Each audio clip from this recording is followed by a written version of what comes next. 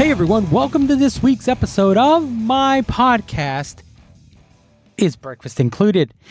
How's everyone doing? Good? Good. I'm doing great. Today's episode, before we get into today's episode, I just want to thank Potent Goods out in LA for the care package they gave us. It was some excellent product. You can find them at Potent Goods LA on Instagram. Check them out. Give them a like. Give them a follow. Order some stuff at Potent Goods LA. Our guest today on the podcast is Vince Foster. Vince is a lighting designer based out of the UK. I've known Vince for the better part of 11 years. When I met him, we hit it off really well. He's an old rockerhead just like me who has been in this business for the better part of 40 years. He's got a bunch of great stories. I've never heard the same story twice, and he shared a little bit with us in this interview. It was a great time. We had a great conversation, and I hope you enjoy it. Let's check it out. Tell everyone who you are. Hello, my name is Vince Foster, and I am a lighting set designer in the touring industry, based in the UK. And I spend a lot of time traveling the world, of which sometimes I travel with you. How long have you been a lighting designer, or how long have you been in this field? I've been in this field. I kind of got involved in it in about the very, very late 70s. I was still at school at the time, and I got interested in music, but I was never going to be a musician particularly. And I remember we had a festival that happened every year-ish near where I live called the Nebworth Festival. Mm-hmm. And like all these classic rock bands, these huge rock bands like Pink Floyd played there, the Allman Brothers played there, Genesis have played there, Queen, Deep Purple, Led Zeppelin, etc., etc. And in August or July of 1979, I went over there on my bicycle full of bravado and knocked on the door and said, "Hey, give us a job." And whoever opened the door, I have no idea who it was, said, basically told me to fuck off. So I sort of went home with my tail between my legs, and I thought, well, I don't think I'm going to take no for an answer here. So I came back the next day, and pretty much the same thing happened. They said, "You again? Get out of here." So this went on for about 3 or 4 days, and then I just happened to turn up one day and somebody said, "Yes, we've got a job for you." And I was presented with all the jobs that nobody else wanted to do, all the really, really shit jobs. Yeah. Were you just happy to be doing it though, right? I was extremely happy to be doing it. To me, it was, I ran away and joined the circus. Yeah. That's what it was. And then over the course of the next 30, 40 years, this circus turned into a multi-billion-pound industry. And it's become quite corporate, really. It was it was a bit more circus-like back in the early 80s, late 70s. It was still being pioneered, really. People were making it up as they went along because there were, I guess, these bands that were suddenly going from playing small clubs, mecca clubs, theatres, into playing these huge stadiums or arenas and that. So they suddenly had to up their game with their production values. Yeah. So they would have to sort of have lighting and obviously bigger PAs, and perhaps if there were really large audiences, they would have some sort of projection so that you could sort of see the band. And I guess that this just developed and became slicker and slicker over the years. And you guys kind of got to get a front row seat to it all, right? I've sort of been there. I've always considered myself as the second generation. There was a generation of people that got in before me that worked with the likes of Pink Floyd in the mid-70s and Deep Purple in the mid-70s, etc., etc. But I think I sort of came in when it started to grow, the industry, and it obviously started to have production values. Yeah. Who's the first band you toured with? The first band I properly toured with, I think, was possibly Blue Oyster Cult back in the early 80s. And then that was with a lighting company called C Factor that I just sort of managed to blag a job with them. And I was always the kid that says, hey, who wants to do this? Hey, I'll do this. And, sometimes that was good and sometimes it wasn't so good. Yeah. You told me a story about working for Led Zeppelin. Yeah, well, I didn't really kind of work for them per se. Yeah. I literally just turned up as a kid and just worked with the carnival, as it was, or the circus that was there. So yeah, I just kind of, as I said, I was just doing all the shit jobs that nobody else wanted to do. Kind of a local hand. Yeah, exactly. And it just we just did that festival, and then really after that festival in 1979, nothing really happened with me. I kind of went back to school, and then the year later, the Beach Boys played at Nebworth with Santana and the blues band, etc., etc. And when I turned up that year, people recognised me from the previous year and employed me. So that was kind of more of my leg in, as it were, because then I went on from that to meet people generally and sort of work as stagehands, as it were, on various crews. And then one thing leads to another, and somebody will say, hey, we need somebody to be a lampy or something like that. And that's essentially how I ended up doing lighting. Although by the time I got to the mid-'80s, I started to do scaffolding because there was more money in it, essentially. Probably I was earning like something like, I don't know, $300 a week doing lighting, touring, which for me was a huge amount of money. Yeah. But then suddenly I was offered £100 a week more to go and do scaffolding. So I did that and worked for bands like Rod Stewart. I did Wham. I did George Michael, Faith Tour, just doing steel, really. Yeah. And then I realised how hard all of that work was. So then I slipped back into doing lighting again, which is it is pretty hard. But scaffolding, you're never part of the production. So you're always outside of it. So it's good in one way because you're in a city for more than one day. And when you're touring, mostly you're in and out in a day, unless you've got a day off, etc., etc. So I forgot what I was saying now. You left scaffolding to go back. Yeah, I left scaffolding. And just got back into lighting, and then really, I guess my big break was Peter Gabriel in about 1991, 92, possibly something like that. Again, I just happened to be covering for somebody whilst they were doing rehearsals in a place called Shepton Mallet in the UK, and this was the rehearsals for the Us tour. And I was just sitting there, and I'd come off a tour as being an operator anyway, so I kind of knew about lighting, etc., etc. I'd just done an Erasure tour, and I think I'd done a Seal tour as well. And I think what was going on was they had this great designer, a guy that was doing it, but I think he was from a theatre background, and he was probably just spending too much time on the very, very small details and not realising that, we're playing to 20,000 people and not 200 people. Yeah. So quite often small detail gets missed in those sort of situations. And it just sort of didn't work out for him. And I just happened to be there one day, and Peter Gabriel's manager came up to me and said, in fact, I just smoked a joint.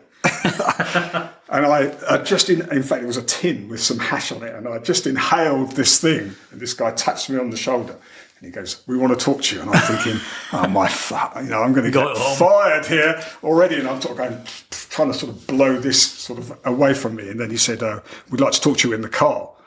And I thought, this is a bit strange. And they took me into the car, and Peter Gabriel came into the car with me, and they offered me the job of being the lighting designer. They said that you've been recommended to do it. Would you like to do it? And I thought, wow, Peter Gabriel was my hero. Yeah. I was a big Genesis fan, both Phil Collins and Peter Gabriel. And I said yes, thinking, this is going to be the easiest thing in the world. And we reprogrammed overnight, and they came back the next day and they said, "I hate it all." And I was so convinced that, I knew what I was doing. But invariably, I think a lot of it is politics, isn't it, really? At the end of the day, it's how you make people feel. I think the longer I've done it, I've come to realise it's quite often not what you do, it's just who you are, whether they like you or not. It's not about what you want, it's kind of... No, but sometimes it is, With a lot of artists that I've worked with, they have an idea, but quite often that idea is a 2-minute moment in a 90-minute show. And as long as you can get that 2 minutes bang on for them, then you get carte blanche for the other 88 minutes of the show to do whatever the hell you like, really. What was the most challenging gig you ever had? The most challenging gig I've ever had, I think the George Michael, I did the 25 Live tour. It was just challenging because I think I was in a bad place, and I think George Michael was in not a particularly bad place, was in a bad place rather, and we just didn't get on very well. And he just, I don't think he particularly liked me for whatever reason. And I think at that point you just have to sort of accept it and sort of give them exactly what they want and leave, which is what I did. But I was, at the time, I was going through sort of separation and stuff like that. So my heart really wasn't in the music at the time. Yeah, I get that. One thing, you and I have worked together for the better part of 11 years. Yeah. And one thing I know I've always admired about you is we talk about gigs, but you can walk away from a gig and that's it. You don't carry it with you to the next gig. And you don't come off as jaded. No, I don't. But what's great about what we do for a living, both you and me, is that we get a chance to do it again, over and over again. Yeah. So as a result of that, sometimes it can be better and sometimes it can be worse. Sometimes I've done shows where, very occasionally in what we do for an industry, all of these ley lines cross at exactly the same time and you become part of this really euphoric moment in a show. Yeah. And then you believe, well, I used to believe naively that, next day I'm going to really polish the show and make it better. Yeah. And you put all this effort into it and then you do the show and it just isn't the same. And it's nothing to do with me. No. And it's not particularly anything to do with the audience or the sound or the video or the performers. It's just when they all hit this sort of crossover at the same time and it becomes this really amazing euphoric moment. Yeah. Did you ever want to do anything else once you started this? No, not really. I love my job, Bernie. It's just been a pleasure working with the people that I've worked with. On the whole, the majority of the people I work with, both crew and the musicians, have just been, great people. Yeah, yeah. And it's given me this fantastic opportunity to travel the world and see the world. When I left school, I didn't have any education. I wasn't particularly interested in the education system, but by traveling and meeting people, it's been an education, a massive education. I feel the same way when people ask me, we both have families, but I feel that the universe has given us this life because we deserve it. Yeah, hopefully. In a way. But I tell people I get to see the world on someone else's dime. Yeah, absolutely. And money. Yeah. Most importantly. And we get paid for it. We stay in great hotels. Obviously, we don't get really a huge amount of time in each city that we're in to interact with the people, but maybe that's a good thing. Yeah. You told me that Peter Gabriel was like your idol. Have you ever worked for anyone else that you kind of took a step back and were like, wow? Yeah, I worked with Phil Collins, and when I worked with Phil Collins, as I say, those two singers, really the genesis that I loved was the Phil Collins Genesis. Mm-hmm. It was the Trick of the Tail, Wind and Wuthering, and then there were three part of Genesis. It was the transition from Peter Gabriel before they became a sort of quite a commercial band, sort of when they started to sort of hit Invisible Touch and all these sort of things. Yeah. And I used to have all these posters of Genesis on my bedroom wall, and I used to sit there and sort of think, God, wouldn't it be amazing if he knew me and I knew him? And then sort of little did I know, in less than 10 years, from sitting in my bedroom as a schoolboy, I would be Peter Gabriel's lighting designer and Phil Collins' lighting designer. Yeah. So it was like a real dream come true. I guess I was lucky because I kind of knew what I wanted to do. The first gig I ever went to see, I had no expectation of what I was going to see, but what I saw was this, choreographed light show with this band underneath it performing, and it all seemed to sort of connect together, and it was like the penny dropped for me. Yeah. And I wanted to do lights, and I used to have this Genesis album called Seconds Out, and on the actual vinyl, the label on the inside of it used to have this amazing picture of a light show, just with the lights coming in at weird angles and stuff like that. And I remember at school just drawing like beams coming in and stuff like that. So I was very lucky in the fact that I knew what I wanted to do before I left school, just because I'd had that taste of going to Nebworth and being the peon, but being part of the carnival. Yeah. And it was just seemed so exciting. It's funny you keep saying carnival because when people ask me what I do, I say I'm a carny. Right. You know, but you and I never talked about that. What you just said, I went to see Van Halen in 1986, Van Hagar. Yeah. But yeah. I went to see him and I clearly remember, it's the first time I remember telling anyone this. It was in the middle of the show and Eddie was playing a solo. He was playing a solo from the 5150 album, which is blasphemy if people hear me say this. Yeah. But I remember in my head thinking, no matter what I have to do, I don't need to be on that stage. I just want to be part of it. Sure. And then found myself, made my way into it and have never looked back. No. And also I think to a degree, you're very lucky as an artist to sit on the crest of a wave for more than one break, as it were. You know, you have your moment and it breaks. There are bands, obviously, like the Stones, Duran Duran, who we work with, that have longevity. Yeah. But ultimately, by doing what we do, we sit on the crest of the wave, and when that wave crashes, we get on the crest of another wave. Yeah. And when that one crashes, we get on the crest of another wave. Whereas quite often when you're an artist, once that wave crashes, that is it. You know, you're very unlikely to recover from that. And there is an exception. There are exceptions, of course, to that statement. But on the whole, I think that's quite true. Whereas when you work what we do, you just get on somebody else's wave. It's somebody else's wave. And sometimes you're riding two waves at once. Yeah, absolutely. That's the beauty of what we do. Completely out of control, wondering how, what's going to happen when one of them crashes or both of them crash. Yeah. But, that's the fun of it all. Yeah. You've been doing this for, like you said, since the 80s. You've watched this. I watched lighting guys, lighting designers. You've watched it from where you're having to get a stick and move the cans to which one do you prefer? Like me as a guitar tech, I prefer to dial in amps. Right. I prefer to play with pedals rather than all the digital Kempers and so forth. For me, moving lights, I prefer dealing with moving lights for the sheer reason that I can just sit there and as long as the lights are working, I can move them and point them and nobody else has to get involved. Yeah. Whereas back in the day when it was just par cans, I never sort of did it with sticks particularly, but we just had people up on the lighting rig that would crawl through the truss and you would have to stand there pointing and going left a bit, right a bit, up a bit.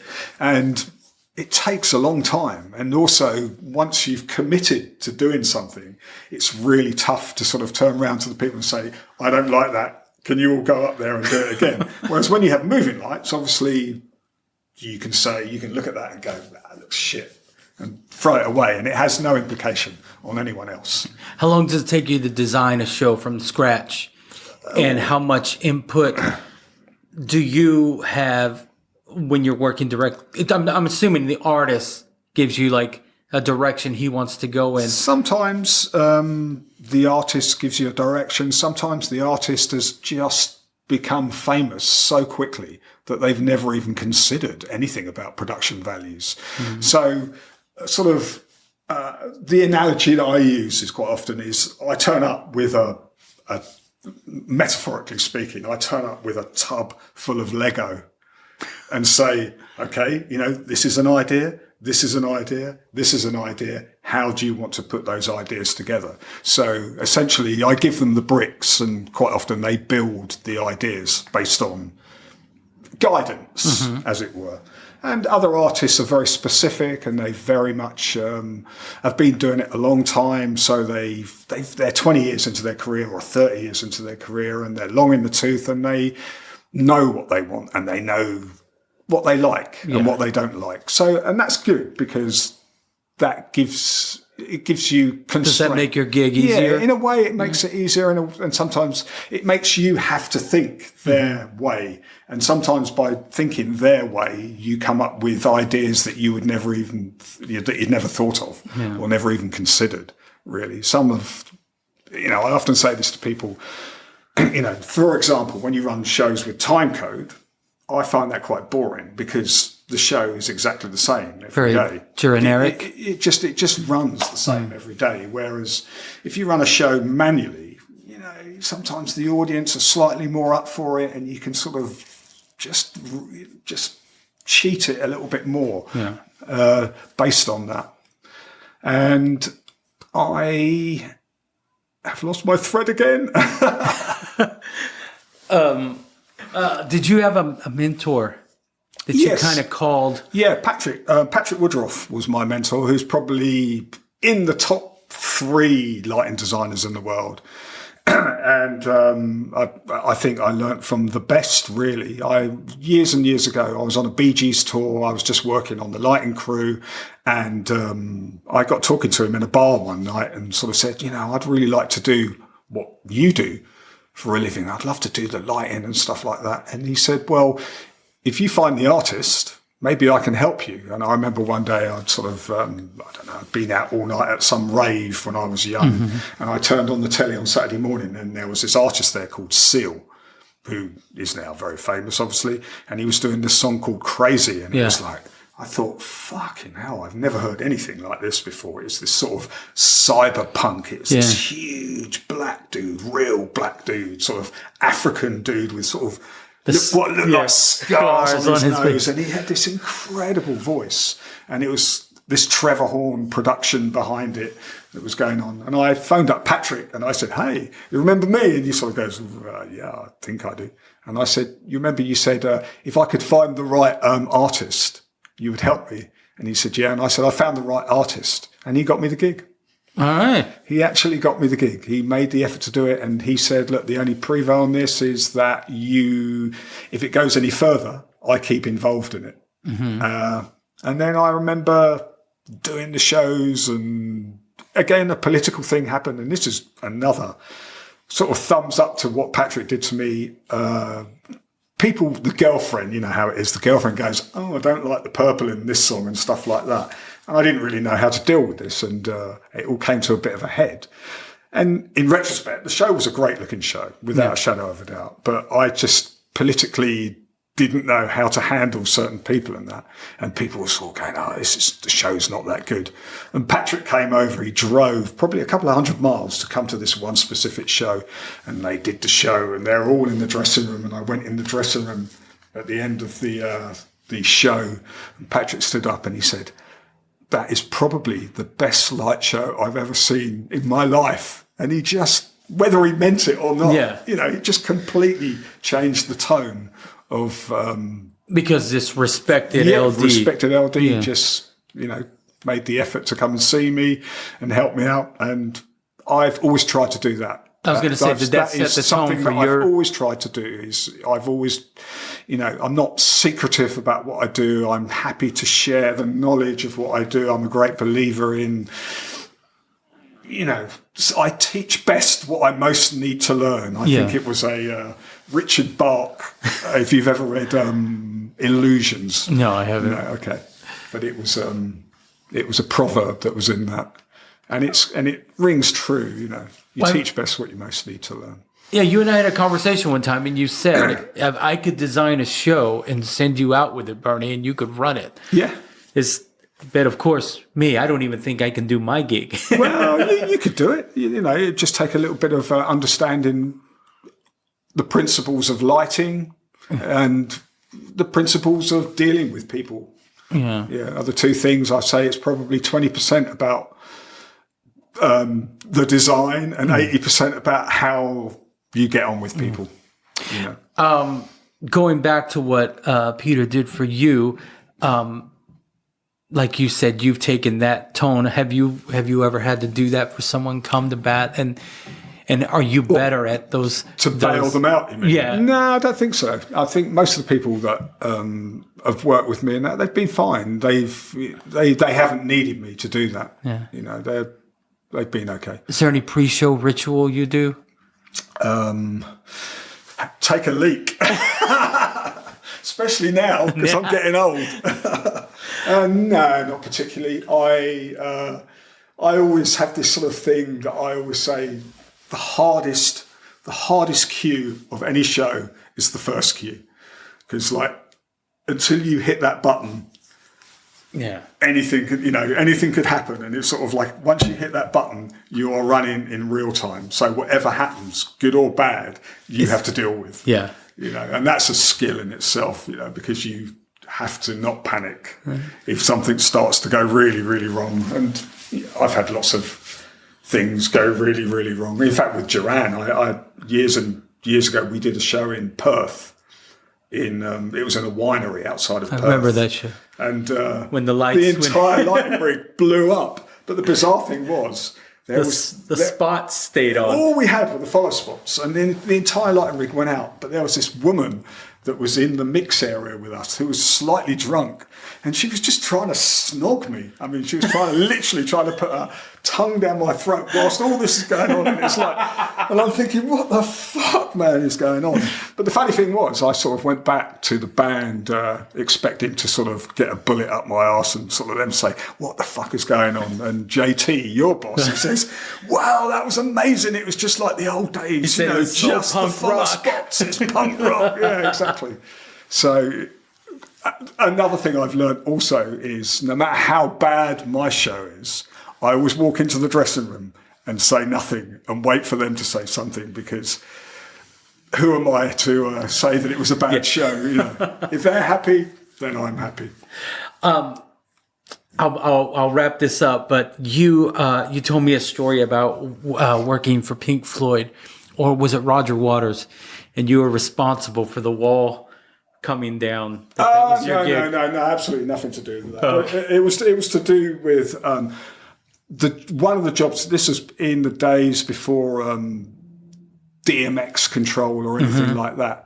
It was the early wall shows in 1981, and one of the jobs was to turn all the smoke machines on before the wall came down. What you used to have to do was, when you heard in the album, it goes, tear down the wall, tear down the wall. You'd have to run through and get through, turn all the smoke machines on before the wall came down. Yeah. So it was essentially that.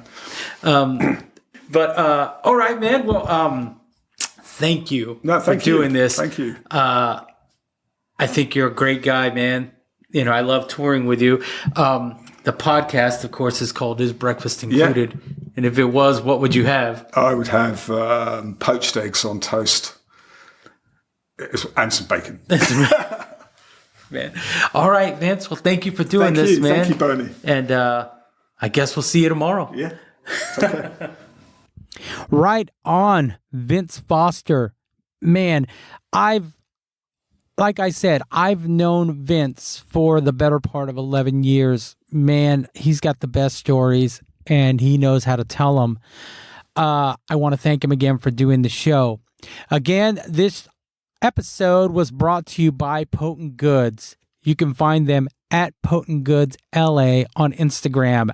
Escape the mundane. All right, guys, I am done. Have a great day, and I'll talk to you next week. Rest in peace, Taylor Hawkins.